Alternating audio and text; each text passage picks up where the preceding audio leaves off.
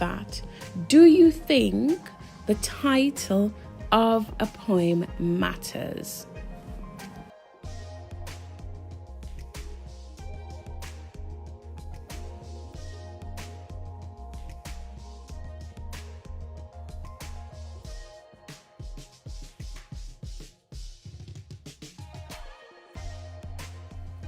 Okay, before we answer that question, I would like you to do something for me. Or do no activity. Look at the following title. The title for a poem today is To a Daughter Leaving Home. To a Daughter Leaving Home. Remember the big question? Does the title matter? Okay, let's find out. I need you to read that title and quickly predict what this title may encourage the reader to think about. So I'll give you a minute and you can just pause the video at any time and then come back to it. So, to a daughter leaving home. So we already know that one of the key words in the title is a daughter. So it's a parent who is going to be the voice in this poem, talking to either the mother talking to the daughter or the dad talking to the daughter who's going to leave home.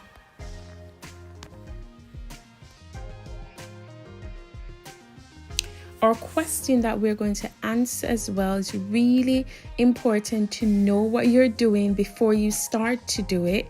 So we already know the title of our poem. Our question that we're going to be using this poem to answer is, how does the poet present the speaker's feelings about her daughter? So I would like you to read the question before you read the poem, which we have just done. And then can you highlight the key words in the question? So the key words would be poet. So we're looking at how the poet. And then the second key word would be present. And the third is speaker's feelings. And then we're talking about the daughter. So we're looking at how the poet shows us this speaker's feelings. So we're looking at specific words and phrases that link to the speaker's feelings about her daughter.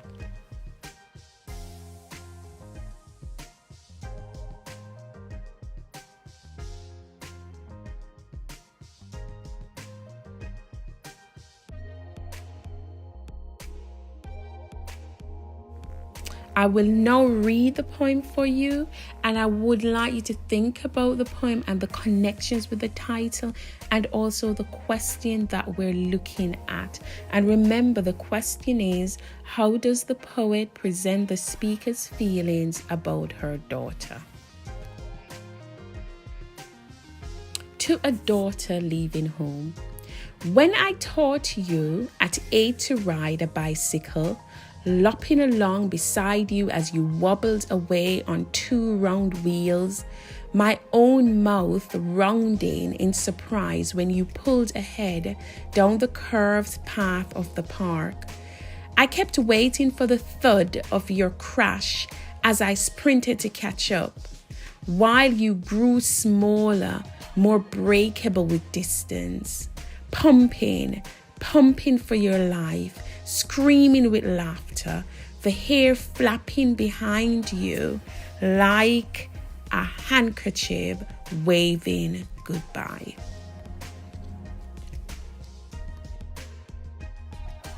So we have an acronym that we're going to use, MITSL. That is our acronym, and we're going to think about how much time we're going to spend on this section. What should I do in the introduction, and how should my answers look? What am I going to write in my answers?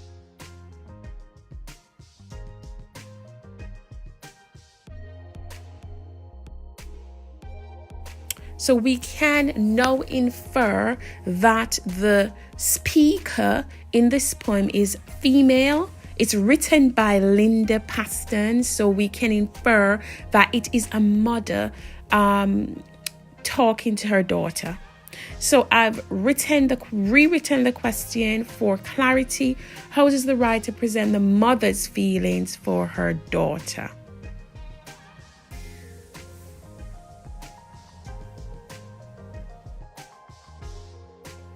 What is MITSL plus P? Okay, what is that?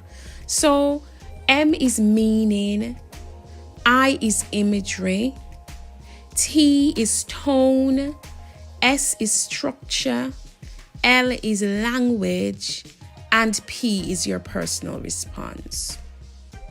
So we're going to go through these different parts of the acronym.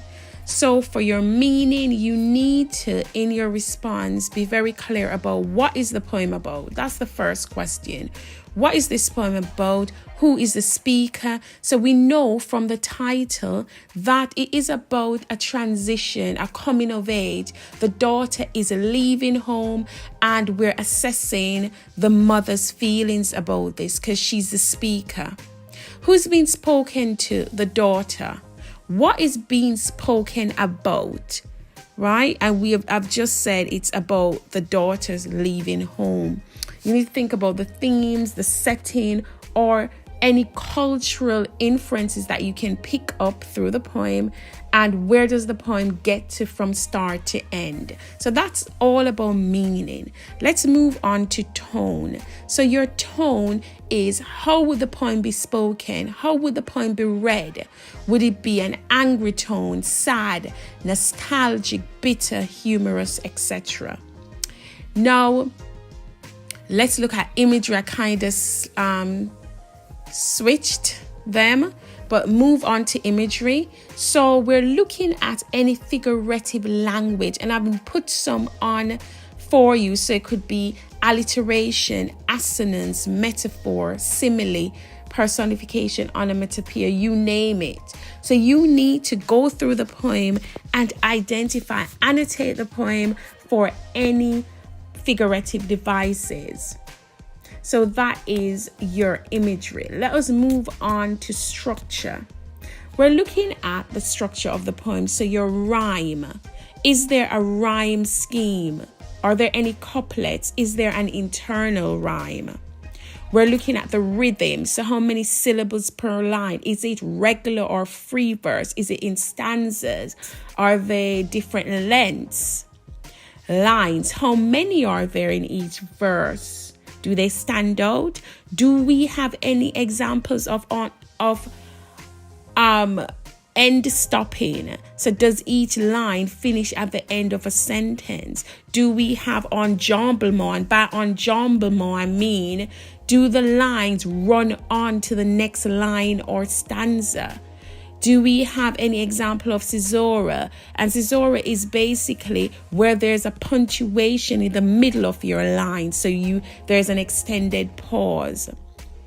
Let us look at the language. So what kinds of words are used? Is there connotation, ambiguity, double meanings, adjectives? Do we have any example of intertextuality?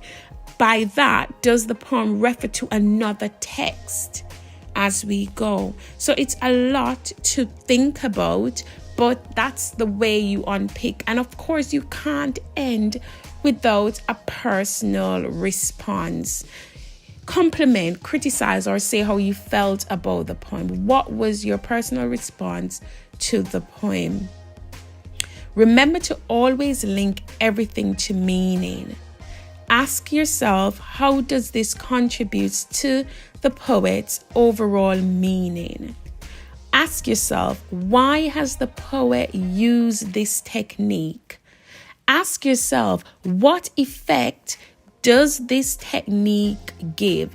What is the effect on the reader? So all of those things are really important.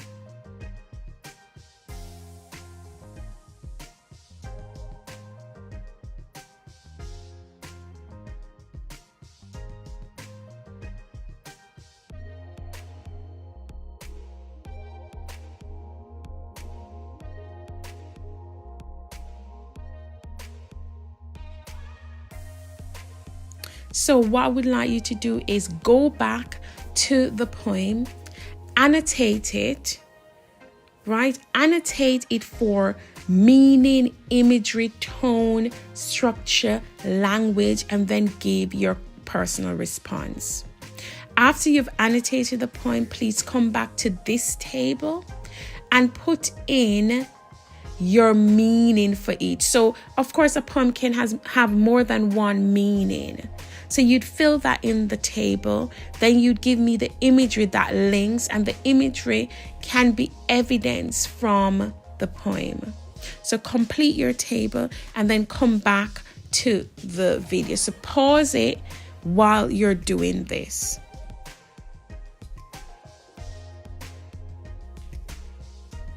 Okay, now let us go about answering this question. And the question, as a reminder, in To a Daughter Leaving Home, how does the poet present the speaker's feelings about her daughter? So we're doing the introduction first, and the formula for the introduction is for you to discuss the meaning of the poem and also answer the question. So you're going to link that in your first paragraph. Here is the exemplar.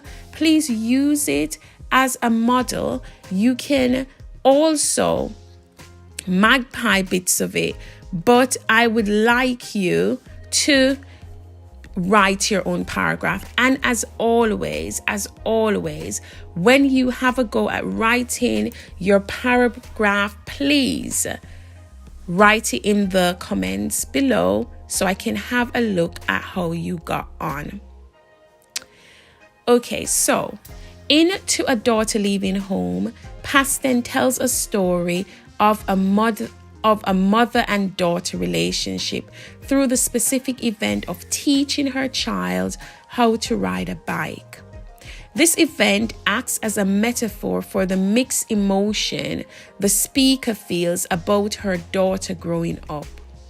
On the one hand, she feels joy at her daughter's success, but on the other hand, a sense of sadness and worry at not being able to protect her daughter and also losing control of the relationship. So we have looked at the meaning, so what the poem is about. We've also answered those the questions about the feelings of the mother.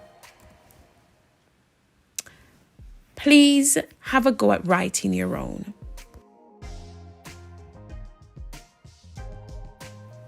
So we have done the introductory paragraph. We're now going to develop our response. And remember, we are looking at, and I've put the question on the slide just to remind you, because it's really important to focus your essay on the question. So in To a Daughter Leaving Home, how does the poet present the speaker's feelings about her daughter? We're answering those 4 questions below. So what feelings are presented? What do different elements of MITSL show? What is the reader's reaction? And what is my reaction? So what is your reaction as you go through the poem? How did you react to it? And it's really important to include that bit about your reaction. Okay, in To a Daughter Leaving Home, Paston presents the speaker's feelings of fear and sadness as she watches her daughter ride into the distance. These feelings are presented with the use of a simile, the hair flapping behind you like a handkerchief waving goodbye. To demonstrate how the speaker feels she's losing her daughter as she grows up. The comparison to a handkerchief confirms the link to sadness as it is associated with wiping away tears.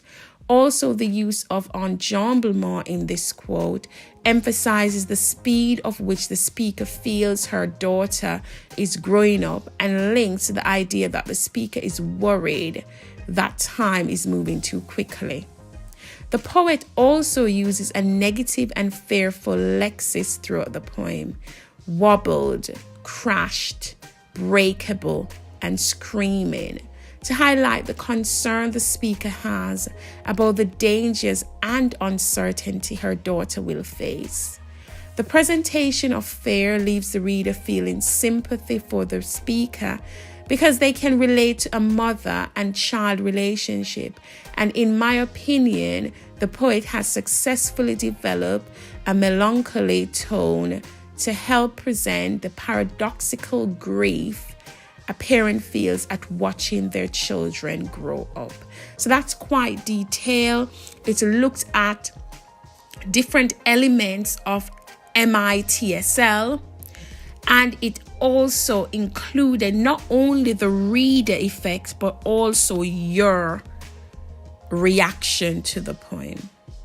Please pause the video here and use this exemplar paragraph to write your own.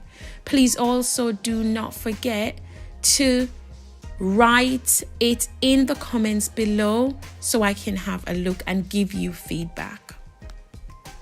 Off you go. Okay, let us review. Time for review of learning. I would like you to look back at the paragraph that you have just written.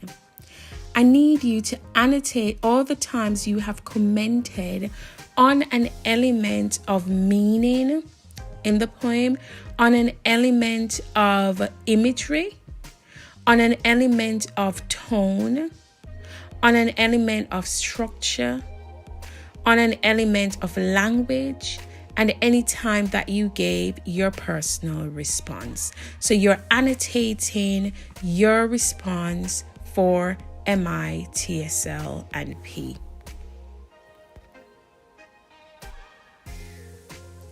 Thank you for being with me today.